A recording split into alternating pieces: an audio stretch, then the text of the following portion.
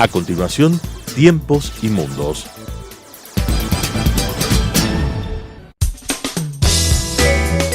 Clasificación A. Apto para todo público.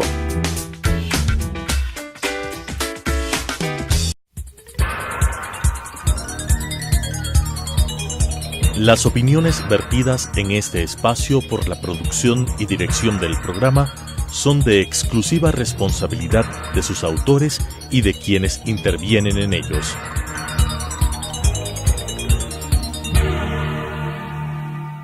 Telesucesos Canal 29 UHF presenta Tiempos y Mundos, un análisis de los acontecimientos y las tendencias que en nuestro común planeta se producen día a día, con la conducción de Alan Cathay. Tiempos y Mundos. El programa Tiempos y Mundos va a tratar hoy el derrumbe del Estado Islámico, el derrumbe de ISIS en su enclave final, la ciudad de Raqqa, en el norte de Siria.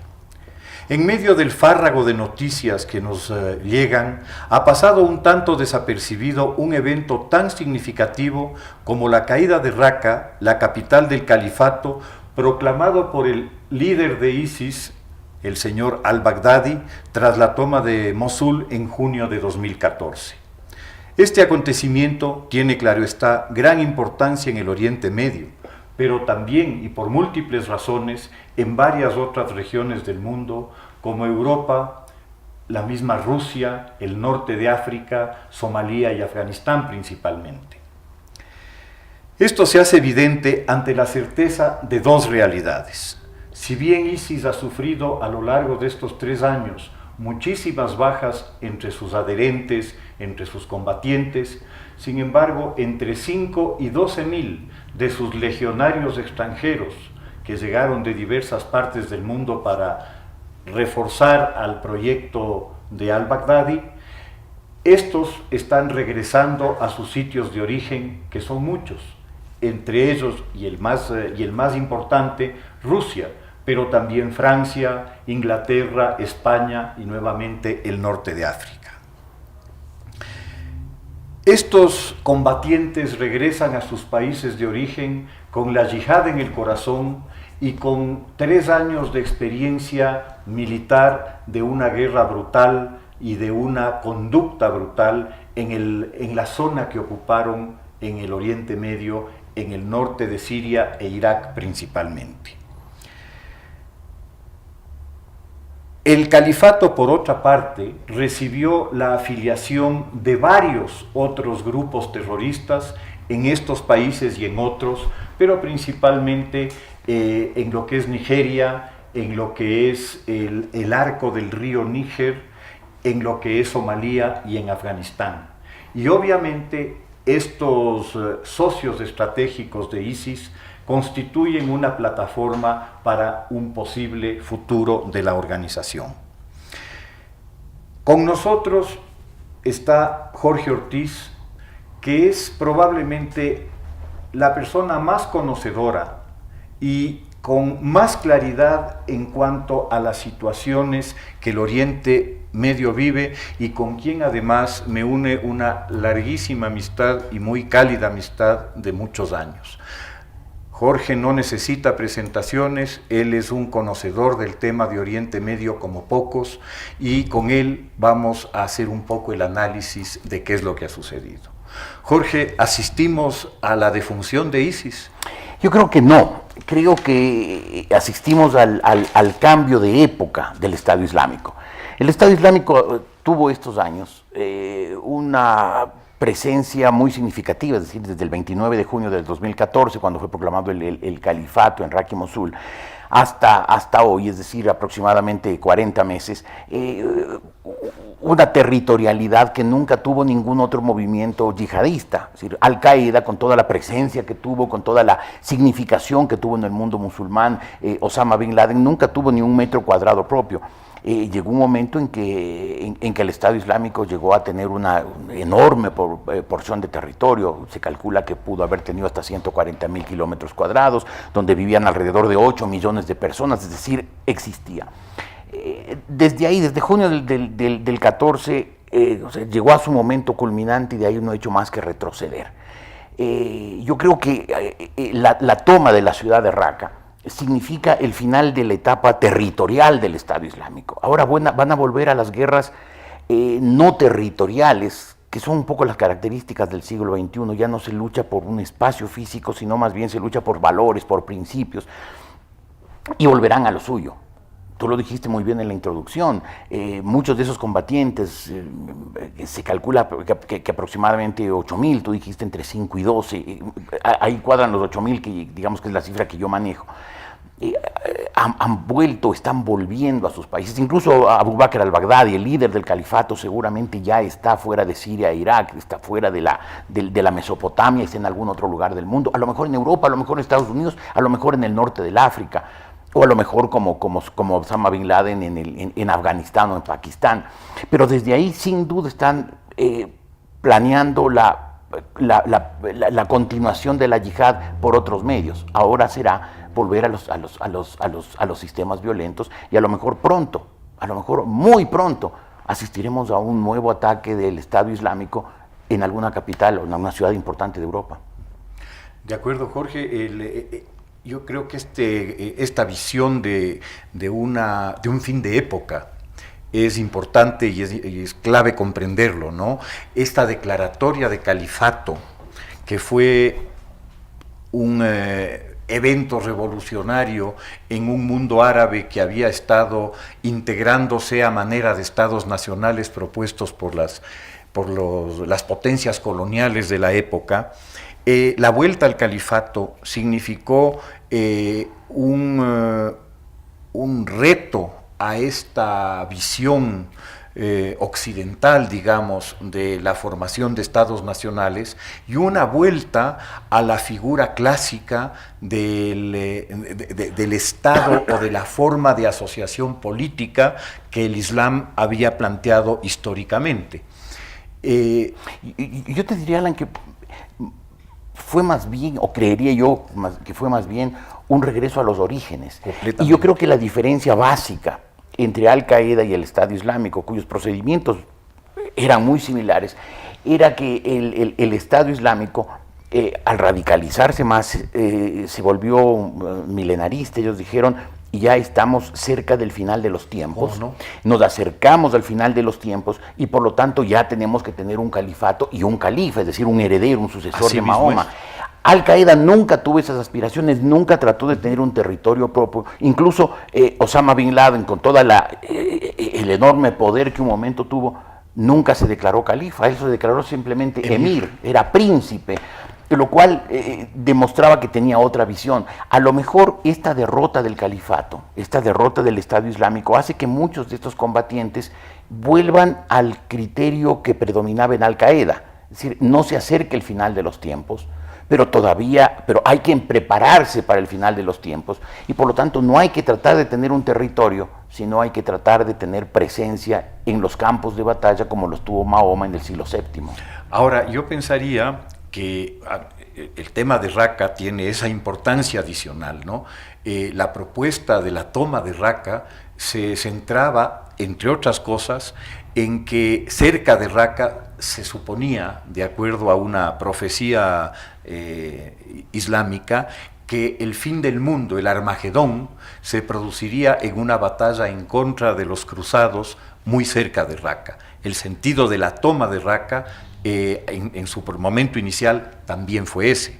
Y lo que tú planteas me parece totalmente coherente, es decir, vamos a asistir a la creación de un, llamémoslo, califato del espíritu, alguna forma de califato atemporal, aespacial, en el cual estos combatientes estarán en un estadio intermedio entre la tierra y el cielo, supongo, y que obviamente... Pero estarán dando pelea aquí en la tierra. Pero que estarán dando pelea aquí en la tierra. Y muy duramente.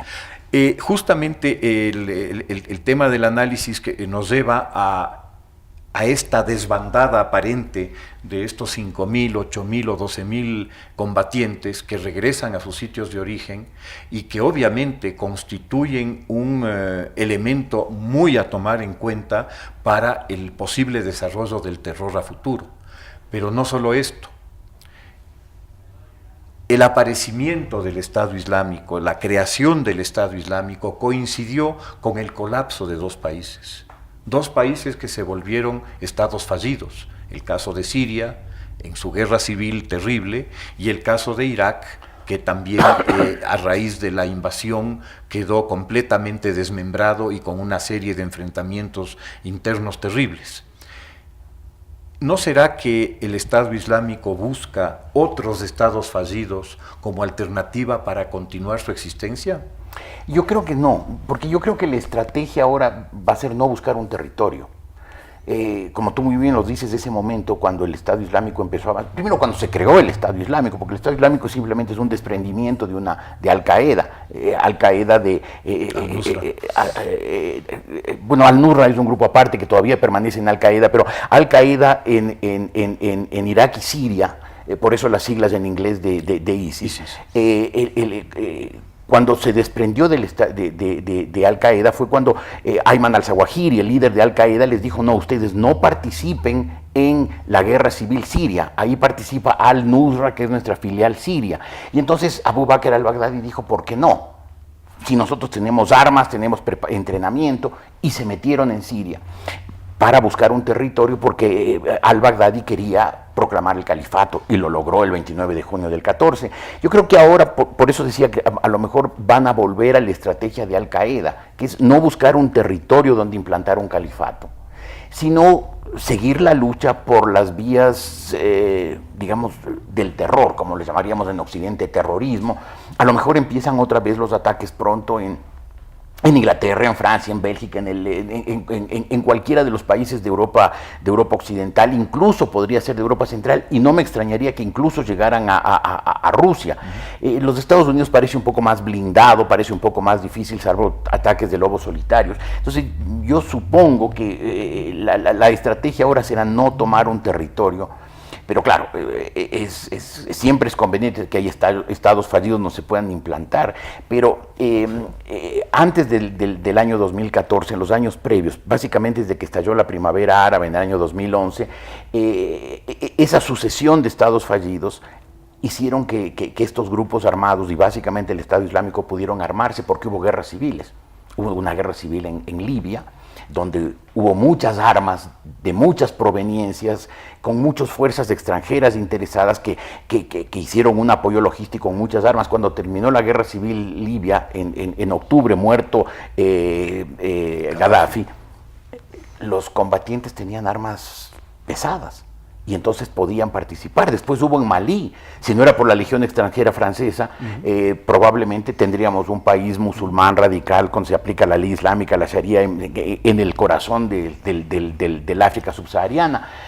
Pero este momento, como no hay una guerra civil, es más bien la guerra civil en Siria está terminando con el triunfo aparentemente del gobierno de Al-Assad, va a ser difícil equiparse. Entonces ir a los estados fallidos no tendría mucho sentido, sino creo que más sentido probablemente para ellos tendría ir a moverse con células dormidas o con combatientes que están llegando a los países de Europa Occidental. Sin embargo, eso implicaría el haber creado una base logística en esos países que permita de una u otra manera la continuación del conflicto o su orientación hacia otras formas, pues no, ya hemos visto que la tecnología del terror es extremadamente imaginativa y que busca simplificar las cosas. Es decir, hoy un camión, que es bastante más fácil de adquirir que un avión, te sirve igual de bien para matar gente atropellándola en las calles o jóvenes fanatizados acuchillando gente en el metro o en cualquier sitio. Entonces sí, realmente ese terror lo veríamos como frecuente hoy día, y yo pienso que eso va a suceder, pero también pienso que la necesidad de una base operativa, la necesidad de un punto de entrenamiento, de un punto de capacitación a a los terroristas que ya van a intentar objetivos más serios y más importantes, va a exigirles, como Al-Qaeda planteaba, de hecho Al-Qaeda significa la base, y lo que consigue Osama en Afganistán es eso, una base en la cual aprovechar la experiencia de combate de todos esos mujahidines que enfrentaron a la Unión Soviética y orientarlos al conflicto con Occidente. Entonces es probable que Libia, que Somalia, que Nigeria con Boko Haram puedan servir como plataformas para lograr estos procesos de capacitación. Y es posible, yo creo que en este momento todo es posible porque está empezando una nueva etapa, pero quizás habría que recordar que la mejor base de entrenamiento que tuvieron los yihadistas que terminaron en el Estado Islámico no fue ni Pakistán, ni Afganistán, ni ninguno de los estados fallidos, sino fueron los campos de prisioneros de los americanos. Concretamente en el año 2003, cuando los americanos se metieron en Irak, capturaron a los líderes yihadistas, a los líderes musulmanes islámicos que estaban en Irak y en el entorno, y capturaron también a los jefes militares iraquíes, al Estado Mayor de Saddam Hussein, que eran militares muy bien entrenados, además con experiencia de guerras, por ejemplo la guerra del 80 al 88 de Irán-Irak. Los puso todos juntos en campos de prisioneros, sobre todo en Camp Bucca. Bucca era el coronel de los bomberos de Nueva York que estuvo en el día del ataque.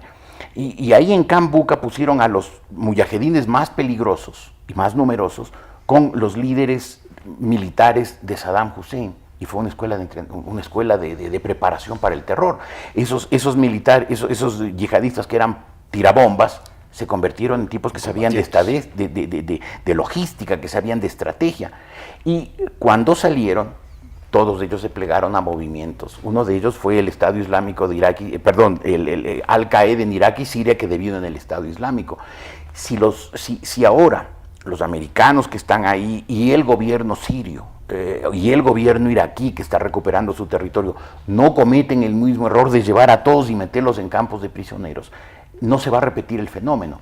Pero porque en esos campos de entrenamientos en Pakistán o si establecerían en Libia o en cualquier, en el África, no tendrían el nivel de capacitación, de entrenamiento, de provisión de armas como para salir a ser combatientes eficaces, que sí tuvieron en Camp Bucca. Yo creo que la importancia de esto, de la caída de Raqqa y la eliminación de esta base de operaciones de 150.000 kilómetros cuadrados y la provisión de todos estos factores que tú correctamente señalas más uno, que es el esfuerzo enorme hecho por el gobierno iraquí para generar un resentimiento profundo en la minoría sunita a la que persiguió a sol y sombra en su propio país luego de tomar el poder. Al-Maliki realmente es el que aprovisiona de voluntarios y de combatientes y de colaboradores importantes a ISIS, cuando a esa población sunita que es expulsada del gobierno, que es expulsada de las Fuerzas Armadas y que encuentra en ISIS una alternativa válida para poder identificarse con sus pares y enfrentarse a los que ya consideran sus enemigos. Pues, claro. ¿no? Definitivamente confluyeron una cantidad de esfuerzos, todos extremadamente torpes, para lograr la creación de un esquema tan terrible como el que se formó acá. Claro. Jorge, todas las derrotas implican obviamente unos derrotados, unos ganadores y unos que estamos ahí viendo en qué condición quedaron, ¿no? ¿Quiénes son los grandes vencedores en este conflicto? Difícil. Bueno, el primer vencedor obvio es el gobierno de Bashar al-Assad, ¿no? Tenía una guerra civil muy complicada, en algún momento parecía que iba a ser derrocado, de pronto pues la división de los grupos opositores que tuvieron demasiada fragmentación, como ocurre con las oposiciones, por ejemplo la oposición venezolana o la oposición ecuatoriana, que prefieren ser cabezas de ratón a colas de león. Y entonces, claro, eso le permitió reagrupar, adquirir más fuerza, y después, claro, el apoyo de Irán. La Guardia Revolucionaria estuvo presente en la guerra civil siria, está presente, y después el apoyo sin duda de los rusos, especialmente la aviación rusa, le apuntaló. Entonces el gran triunfador es Bashar al-Assad. En el lado iraquí habrá que ver si logran reunificar ese país o se fragmenta. Hoy el pueblo kurdo, con razón, exige la creación, son 30 millones de personas repartidas entre casi 5 países, Irán, Irak, Turquía, Siria e incluso Armenia. Entonces, el pueblo kurdo, 30 millones de personas, dicen ya es hora que tengamos un Estado, como lo reclaman los palestinos.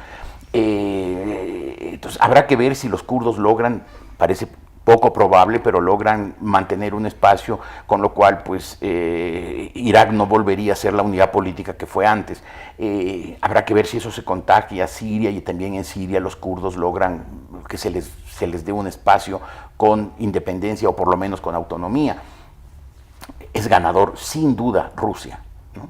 El presidente Vladimir Putin se volvió un actor importante en los asuntos internacionales, sobre todo a partir de julio del año 2014, cuando el presidente Barack Obama, en toda su lucidez, tuvo un momento de vacilación, y cuando había trazado una línea roja que dijo el uso de armas químicas en Siria obligaría a la comunidad internacional a intervenir. Cuando se supo que habían usado armas químicas, dijo, pensémoslo bien, dejémoslo en manos del Congreso, que estaba en receso del verano. Entonces al final no hizo nada, Vladimir Putin se metió, y Rusia hoy es un actor internacional importante. Irán es otro triunfador, o sea, sin duda su influencia sobre el gobierno de Bashar al-Assad en Siria, un gobierno que es de un desprendimiento chiita, pero finalmente musulmán chiita, también es un triunfador. Creo que gran perdedor es los Estados Unidos, perdió influencia en la zona.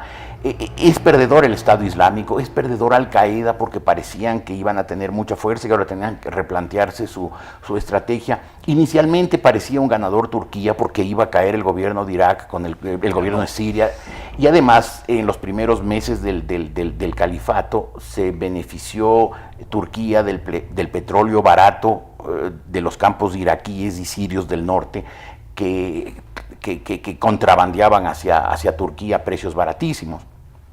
Eso se acabó pronto porque no había un oleoducto. Entonces trasladaban el petróleo en convoyes de camiones, y cuando empezaron los bombardeos, obviamente, pues se rompió esa provisión.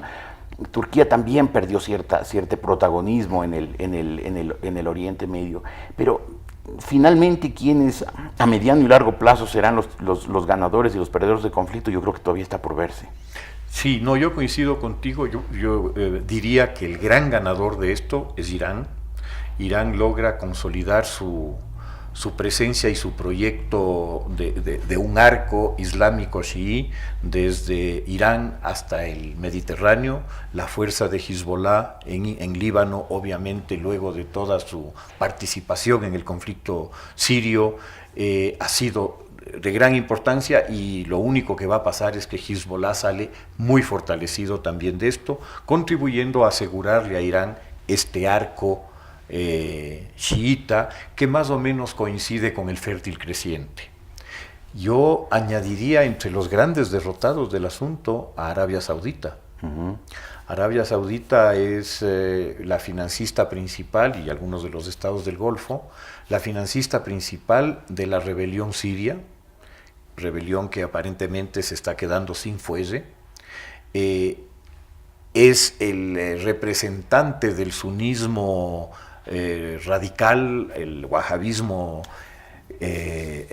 saudita, que está enfrentado directamente con la visión chiita iraní, y obviamente ellos son gravemente derrotados en este evento. Y hay un grupo de países más, esta es una especulación, el occidente europeo, los países de Europa Occidental, porque de pronto el terrorismo islámico puede volver con gran fuerza. Sin duda. Puede volver con gran fuerza. Tú lo dijiste en la introducción, tienen 3 años, llevan la yihad en el corazón y tienen 3 años de experiencia en combate. Es gente ya muy resuelta, estaba resuelta a morir en Mosul y Raqqa. Ahora sin duda estarán dispuestos muchos de esos combatientes a ser mártires, suicidas, poniendo una buena bomba en el metro de París o en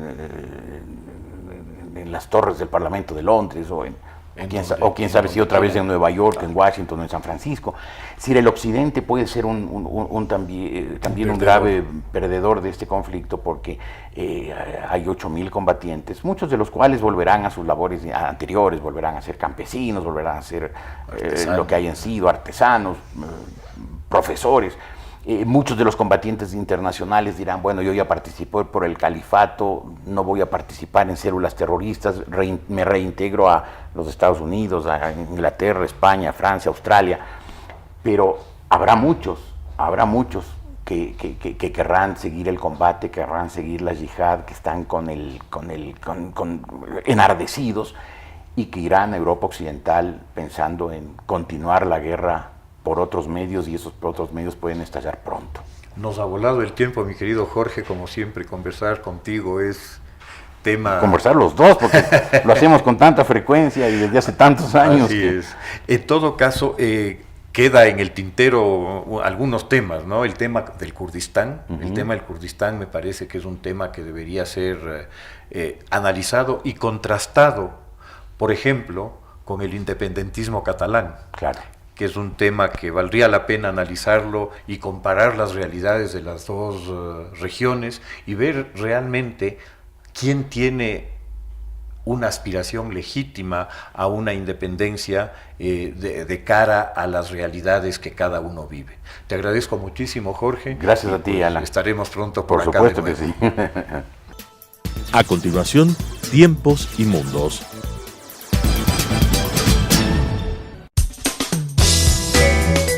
Clasificación A. Apto para todo público.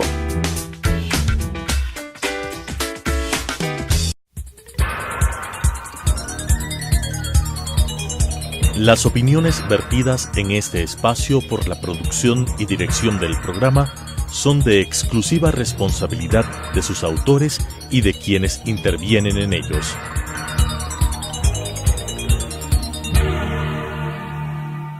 Telesucesos Canal 29 UHF presenta Tiempos y Mundos, un análisis de los acontecimientos y las tendencias que en nuestro común planeta se producen día a día, con la conducción de Alan Cathay. Tiempos y Mundos.